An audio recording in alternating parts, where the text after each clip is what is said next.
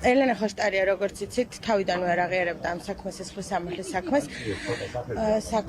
სასამართლომ დღეს მიიღო გადაწყვეტილება მოცემულ სისხლის სამართლის საქმეზე. სასამართლომ გაიზიარა ბრალდების ხარის მიერ წარმოდგენილი მტკიცებულებები სისხლის სამართლის საქმეში და შესაბამისად ელენე ხოშტარია დამნაშავედ იქნა ცნობილი 197 მუხლის პირველი ნაწილით გათვალისწინებული დანაშაულის ჩადენაში. რაც შეეხება სასჯელს, მოსამართლის გადაწყვეტილებით მას მიესაჯა 1 წლით და 6 თვის ვადით თავისუფლების აღკვეთა. გირავთ, ვიდრე განაჩენი გამოვიდა და შესთავაზეს მას და რა ვიცი, რაღაცა ჟანა დარკაც არ მოგვიდგინა თავი, რომ არავინ თარ შემთხვევაში მე ამას არ მივიღებ უკანონო ხელისუფლებისგან, ამას ვიზავ, იმას ვიზავ და თვით დაპატიმრების პირველი სტადია მაშინ გამოამჟღავნა. თუ ეს გზა თვითონ აირჩია, ჩვენ დაგვანებოს რა თავით. ხო არის წამებული რაინდი, ხო და წელიწად ნახევარი როგორმე აიტანოს ისევ თავისი ქცევის გამო, რაც გააკეთა. ჯერ დანაშაული ჩაიდინა და მე კანონის არც ერთ ისეთ მოთხოვნას არ აძლევს სახელმწიფომ, რომც მოინდომოს, რომ ეს ნაბიჯი გადადგას. საარჩევნო პერიოდში წანიში ძალიან ბევრ ჩემპირად პლაკატს, რომელსაც გულაშები ახატია, ან თვალები აქვს ამოთხრილი, ან 1000 რა, მან ეს ხო რა ვიცი, ჩვეულებრივი ამბავია ხალხო. რა ვიცი, გრაფიტის გამო შეიძლება რომ ახალგაზრდა ხალხი რომელიც გრაფიტებს ხატავს, ანუ ეს პრეცედენტი ხო ამას ნიშნავს, რომ ყველა ციხეში უნდა ჩაჯდეს. ჩვენ თუ გადავხედავთ პრაქტიკას, რომელიც ასეთ ტიპის დანაშაულებზე არის განვითარებული, ვნახავთ რომ ნაკლებად ხდება ამ შემთხვევაში აღკვეთის ღონისძიების სახით პატიმრობის გამოყენება, არამედ როგორც წესი, უფრო მეტად არის ხოლმე გირაო ამ შემთხვევაში გამოყენებული. გირაო, რომელიც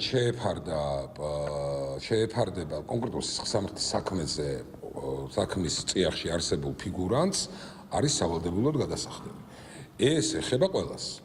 და ვერანაირი პოლიტიკური მანტია ვერ იქნება ინდულგენცია ვერავისთვის. მათ შორის იქნება ეს რადიკალური ოპოზიციის წარმომადგენელი თუ ასე შემდეგ. და თუ კი ამას არ აკეთებ, შეგნებულად არ იხდი გირაოს და შემდგომ უკვე ბუნებრივია რომ შენს მიმართ მოქმედებს ის სისხლსამართლებრივი დანაწესი, რომელიც გულისხმობს ნაკლებად მკაცრი აღკვეთი ღონისძიების, უფრო მკაცრი აღკვეთი ღონისძიების შეცვლას, ცხადია რომ ეს არის ის უეჭველი შედეგი ქმედებისა, რომელსაც დიდი განჭრეტადობა არ ჭირდება. ახალგაზრდისთვის რაიმე უხერხულობას რო წარმოადგენდეს ეს საქმე, ელენე ხოშტარია 6 თვეა 4 შვილის დედა პატიმრობაში, იმიტომ რომ მის ფოტოს რაღაც მიაწერა, რომელიც 20 დღეში გადააგდო. იმიტომ რომ არჩევნები მორჩა.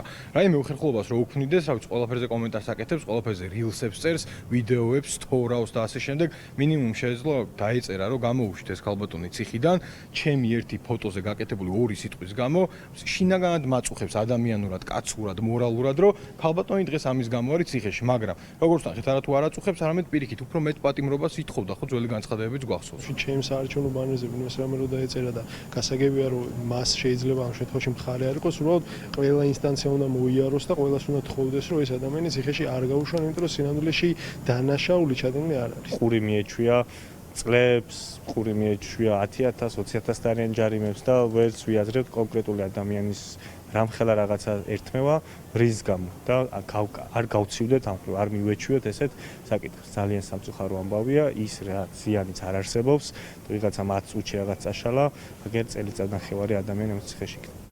თავარი რისთვისაც ელენეს მიესაჯა, ეს არის ის თვისებები, რომელიც ყველა ქართველ პატრიოტს აქვს და რის გამოც ყველას შეიძლება დაედოს ბრალი, ბრჭყალებში ბრალი. ქვეყნის სიყვარულისთვის, იმისთვის რომ ართმობს, იმისთვის რომ ციხეშიც, გარეთ და ნებისმიერ ვითარებაში არამხოლოდ მიაჩნია, არამედ ხმამაღლა ამბობს, რომ რუსი მტერია და დიახ, დღეს ფასი აქვს, არა გულში მღერას მხოლოდ, არამედ ხმამაღლა საუბარსაც. ჩვენი დანებება, ჩვენი ღრმარწმენით არის ჩვენი სამშობლოს მარცხი.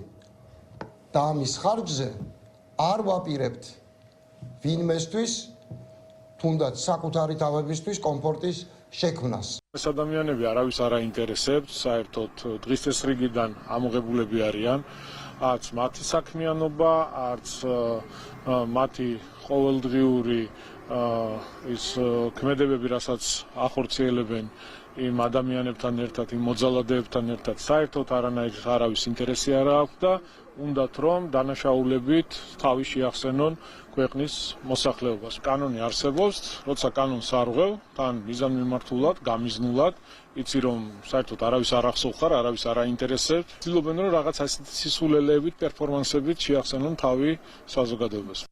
ის უნდა გვესმოდეს ასევე როგორი სისხლის სამართლის პოლიტიკა აქვს ჩვენ სახელმწიფოს და ზოგადად რა ქმედება შეიძლება დააკვალიფიცირონ დანაშაულს. სამეტაპიანი დანაშაულის სისტემა გვაქვს, მათ შორის რასაც გააკეთებს ადამიანი რო ბრალი შეერაცხოს და დანაშაული ჩამოყალიბებული უნდა იყოს მართსაწინააღმდეგო ქმედება. ამ შემთხვევაში ნივთი დაზიანებული არ ყოფილა, ყველაფერი თავიდან რო დავიწყოთ, ფლომასტერით რაღაცაზე დაწერა, შეიძლება რომ ჩვეულებრივად ეს რაღაც წაშალოს. ფლომასტერით გაკეთებული წარწერის გამო იგი აზრის თქეში რასაკვირველია და ეს ყველამ კარგად იცის.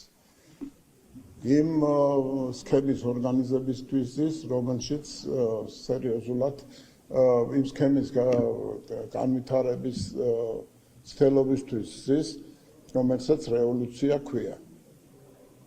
და ხელისუფლების რევოლუციის გზით გადაყენების ამოცანის შესრულებისათვის უკეთებდა ორგანიზებას აი ამ პროცესებს.